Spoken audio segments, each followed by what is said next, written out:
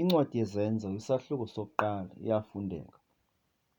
Eyokuqala imbali Theophelo ndayenza kambe ndibalisa ngezinto zonke awaqala ngazo uYesu ukuzenza kwanokuzifundisa, kwada kwayimini awanyuswa ngayo, ukuba ibawisele umthetho ngoMoya Oyingcwele abapostili awayebanyule, awathi kananjalo emveni kokuva kwakhe ubunzima, wazimisa ephilile phambili kwabo ngeziganeko ezininzi, ezibonakalalisa ngokwakhe kubo iintsuku ezimashumi-4, ethetha izinto ezingabo ubukumkani bukaThixo, ethe ehlanganisene nabo, wabathethela ngelithi, mabangahlukani neYerusalem, mabalinde idinga loyise, awathi ukuthetha naliva kum, ngokuba uYohane okunene wabhaptiza ngamanzi, kodwa nina niyakubhaptizwa ngoMoya Oyingcwele, kungekabi kade emveni kwezi ntsuku.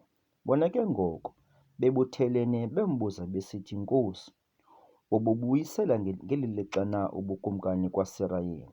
Uthe kubo, asikho kwenu ukwazi amaxesha nokuba ngamathuba awamise ngelakhe igunya uBawo.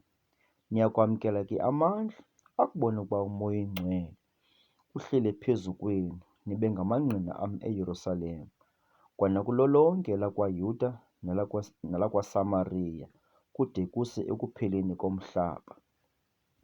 Waza yetshula ukubona ukuba bakhangelene, wafukulwa lathi ilifu lemka naye emehlweni abo, bakuba beqwalasele ezulwini.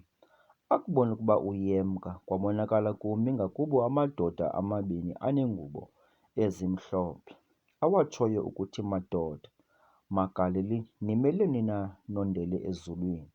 Kwayena lo Yesu wenyusiweyo kuni, wasiwa emazulwini, uyakuza ngolu hlobo nimbone esiya ngalo emazulwini. Baza babuyela eYerusalem, bevela entabeni ekuthiwa yeyeMiqoba, ekufuphi neYerusalem, uhambo lweSabatha. Bathe ke bakungena, banyukela egumbini eliphezulu, babehlala kulo, inguPetros noYakobi noYohane noAndreya noFiliphu noThomas, uBhartholomeyu noMateyu noYakobi noAlifeyu noSimoni umZelote noYuda umzalwana kaYakobi. Aba bonke babezingisa bemxhelomnye ekuthandazeni nasekukhungeni, ndawonye nabafazi, noMariya unina kaYesu, kwandawonye nabazalwana bakhe. Ngale mihla wesuka wema uPetros phakathi kwabo abazalwana, laye inani lamagama, ndawonye lingathi 120. Wathi, Madoda bazalwana, esi sibhalwa simele kukuba sizaliseke, sathethwayo ngaphambili ngoMoya Oyingcwele, ngomlomo kaDavide ngaye uYuda, owaba ngumkhokheli kwabo bambambayo uYesu. Ngoku wayebalelwe kuthi, wasizuza isabelo solu lungiselelo. Lowo ke ngoko wazuza umhlaba ngomvuzo wokungalungisi, wathi ekhahleleke phantsi ngobuso, wagqabhuka phakathi, zaphalala zonke izibilini zakhe. Kwazeka oku kubo bonke abemiyo eYerusalem.